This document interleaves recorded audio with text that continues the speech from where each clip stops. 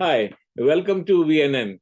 We have with us today MP Jasraj Singh Hallan, the Conservative Shadow Minister for Finance, who has just been named to the post by party leader Pierre Poilievre.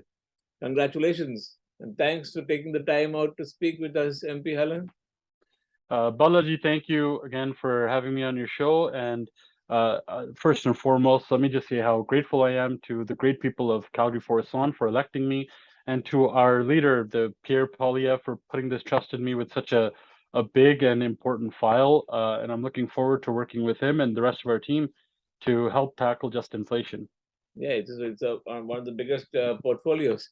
Anyway, yesterday you spoke in Parliament about inflation ravaging Canada today, about our money being sort of vaporized. Can you elaborate on this? Well, if we look at what's going on right now, the government is trying to provide supports, but this is a symptom to a bigger problem.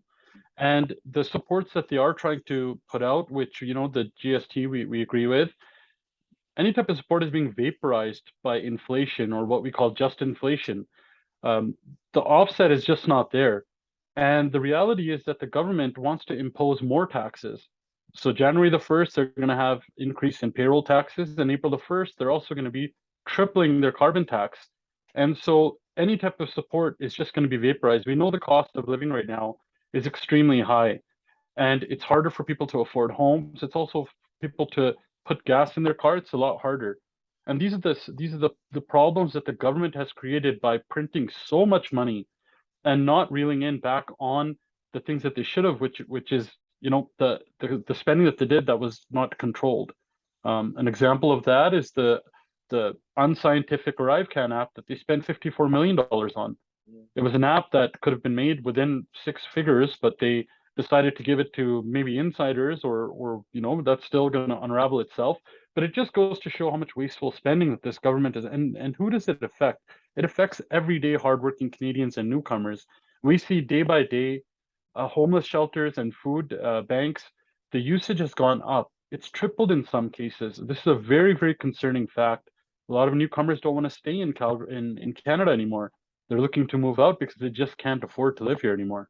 I mean, as it is said, are external factors responsible for this inflation, or is it all the blame lying within Canada? The Bank of Canada just recently had said that a lot of these are Canadian-made problems. Mhm. When the government was printing so much money without any restraint whatsoever, this was the symptom of that actual issue. It was getting to the point we're at right now. It's easier for the government to say, look, this is just a global phenomenon. It's everyone else's issue except for ours. But the Canadian government also is putting up hurdles and more taxes in front of Canadians. For example, the tripling of the carbon tax, the increase in payroll taxes. Our government is calling on them to cancel all tax increases, cancel their non-scientific um, carbon tax that is going to be tripling and hurting even more Canadians and farmers, and going to make things like driving to work and eating more expensive. I So mean, these are the things that can be controlled. yeah, but what can ordinary Canadians do? With this payroll tax and carbon taxes, what they're helpless, isn't it?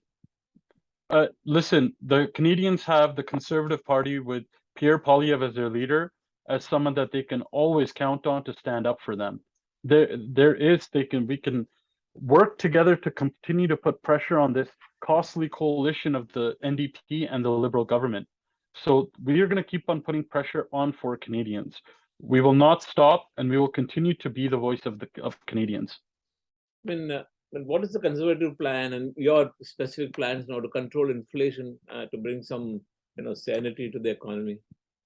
Well, first and foremost, cancel the carbon tax. Mhm. That's one of the things we can do that has been proven to not only hurt Canadians and take more out of their pocket, but also it's contributing to inflation as well. And we have to control our spending. And at the same time, what we need to do is make sure that our energy sector, our agriculture, these sectors that are so important to Canada's growth, that we support them. We would cancel and repeal bills like Bill C-69, Bill C-48, and the carbon tax, like I said. These are things that are stopping from our energy industry and agriculture from seeing the most that it can be. We need to make sure that we are are supporting those industries that will bring more jobs to this country, that will bring more economic freedom for us as well. That's what we're going to be focused on if we were to form government today. And what will happen if Canada, say, slips into recession or a depression? I mean, then that will be a terrible thing, isn't it? It is, and it's sad to see that the government continues to not focus on the real issues and what's hurting Canadians today. They're actually contributing more and more to it. We've seen the cost of housing. We don't have enough housing supply in this country. And the recession will only help out those that are liberal in the liberal coffers at the end of the day. They need to make sure that they're not hurting Canadians. And this is why we keep pushing that if there is a recession next year, that they're not tripling the carbon tax, they're not increasing payroll taxes. We need to make sure that more Canadians can keep in their pocket and not put into the pockets of the government, because it's better that a Canadian has money that's in their own pocket. They know what to do better than what a politician does. Has this payroll tax been finalized? They're heading towards that way, and on January the 1st, that's when they're aiming to do that. The Canadian Taxpayers Federation just said that our federal debt is some 71% of our GDP. I cannot count the zeros behind it, the figure. But apparently, every Canadian, it seems, has a burden of over $32,000. Absolutely, and this is going up, and this goes to show that the government does not focus on Canadians and Canadians' real issues. We need to tackle this just inflation and this debt that keeps growing. The more money borrowing, the more money printing that Justin Trudeau does, makes things more and more expensive for Canadians. And so again, we will continue to put pressure on the government to stop all new tax hikes. This is not the time to punish Canadians for driving to work, for filling up their gas, or for eating, for that fact. So we will continue to do that.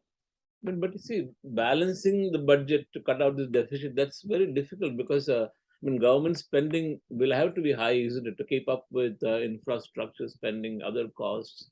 So And how this is the reason why we need to make sure that our energy industry can unleash its total potential. We need to get pipelines built in this country. We need to get the gatekeepers out of the way. We need to make sure that we're tackling the red tape and the bureaucracy that's stopping these projects, getting rid of these nonsensical bills, the No New Pipeline Bill, Bill C-69. Also, we need to make sure our farmers and small businesses are flourishing in this country, that economy is booming here. So we will get red tape out of the way. We will make sure our job creators have the business environment where they can thrive and more investment comes into this country. So it's not just about the wasteful spending that we're going to get under control. We need to make sure that the people who produce jobs, that make jobs and produce our energy and food, that we're supporting them at the same time.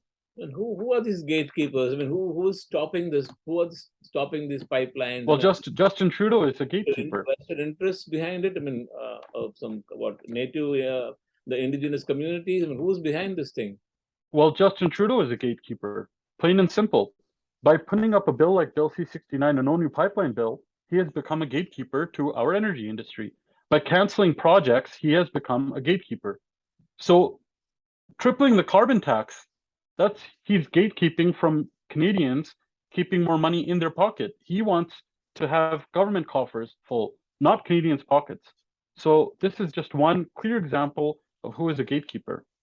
I mean, see, the IMF and the World Bank, their meetings are now going on in New York, and the IMF said in a new report saying there will be a substantial further cooling of the Canadian economy. I mean, what exactly does that mean? It means that what the Liberal government should have done many, many years ago was rein in their spending. They don't have a rainy day fund when this kind of things happen. Now, I want to compare that to when Prime Minister Stephen Harper was in power. Back in 2008, when there was a recession, there was a global recession, but there was also one here in Canada. What Prime Minister Harper did was he had all party support. So he didn't just do it himself. He made sure that the Conservative government was, taking all the input from other parties as well. They got to tackle that problem. And by 2009, we saw things starting to recover again. So it was very short felt.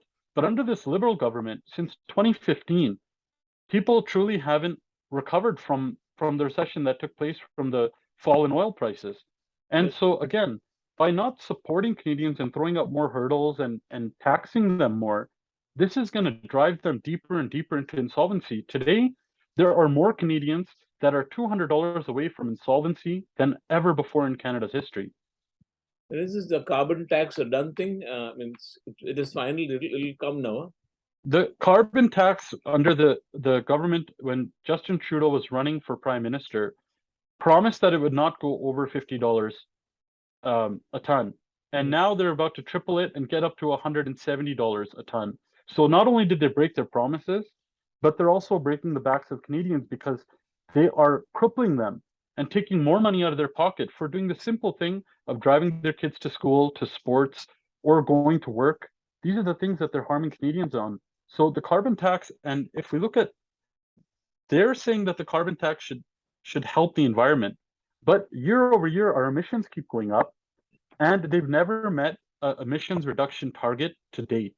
So obviously, the carbon tax is not working. It's just punishing Canadians. I mean, the price of the pump would go what, beyond $2, 2.5. That's what it looks like, isn't it? The way under this, and this is what the Liberals want. They want that. They want things to be out of control, so they want to destroy our energy industry. This is their goal. We need to replace dictator oil that comes in at 180,000 barrels a day.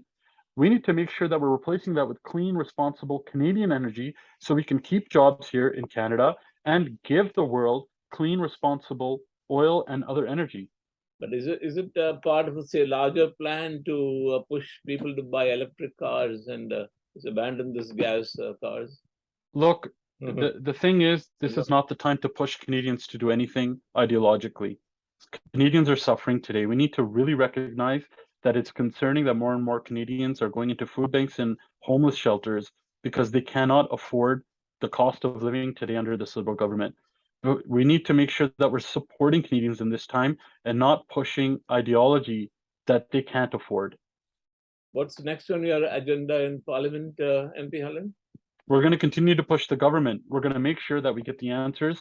This costly coalition of the NDP and Liberals, we're going to continue to call them out and make sure that we're giving logical, sensical support that Canadians need today. And do you think they will listen in Parliament? It is our job to make sure we hold them to account and continue to push them to do the right thing for Canadians. And our leader, Pierre Poilievre, has been very clear. The same opportunities that myself and him had as people that came from humble belongings and upbringing, we want that same opportunity for people to succeed, not only just in this country, but also those that are newcomers to the country. Thank you, MP Hallan, for taking the time to speak with us on these are very important issues. And thank you so much for giving me the time.